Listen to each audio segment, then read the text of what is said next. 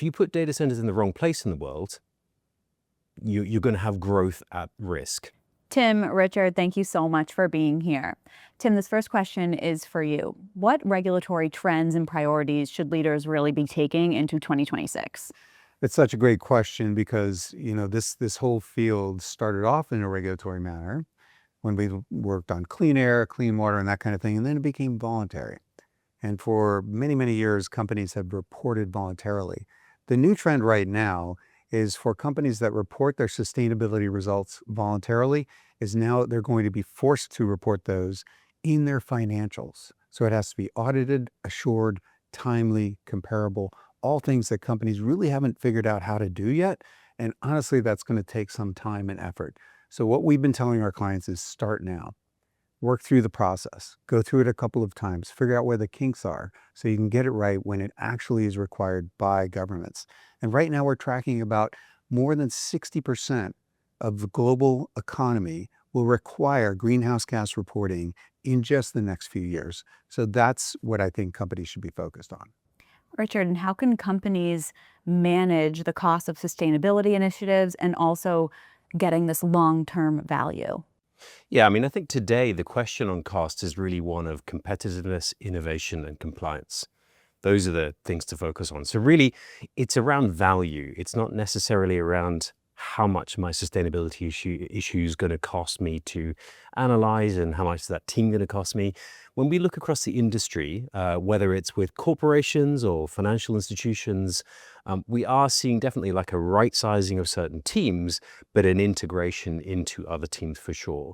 So I think what is the cost of having good innovation? What is the cost of ensuring your competitiveness? 2/3 of the investment in the world's energy system today is with renewables, battery storage, EV, things like that, not with oil and gas and fossil fuels. And so if you really want to innovate, you have to stay true to trends. You have to follow those trends. AI is a massive trend, so is energy transition, and those are things to spend money on. And so I think the question on costs can sometimes look like it's, well, we just need to reduce costs. But I do think that really it's one of competitiveness and innovation, and that's actually what investors are looking for. And this question is for both of you. Looking beyond compliance, how can companies turn regulation into real business value? Well, I can start, and I think this will go right into Richard, is that the answer to me is risk. What really matters is business value, and business value is increasingly manifest in terms of risk. So for example, last year, in terms of natural disasters that happened in the US, the cost to remediate those natural disasters was more than 2% of the US GDP, and that was before the LA fires. That gives you a sense of how massive this risk can be when it comes to a corporation. And so if the board of directors, if the C-suite, if they're not looking at this, they're not doing their job. So it's super important that companies focus on where the climate risk is for their business. Yeah, and I would double down on that point. But imagine if you think about data centers, you think that's actually what OpenAI is buying, data centers. And you think about data centers, and you think about climate change and how that affects data centers. Well, data centers need stable sources of energy, and they need water for cooling. So if you put data centers in the wrong place in the world, you're going to have growth at risk.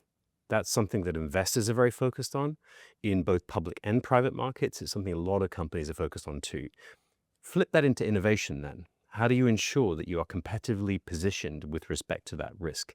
And I think that is something that is across the world, many investors and companies are really focused on. So it's an exciting time, I would say. Thank you both so much. Thank you. Thank you.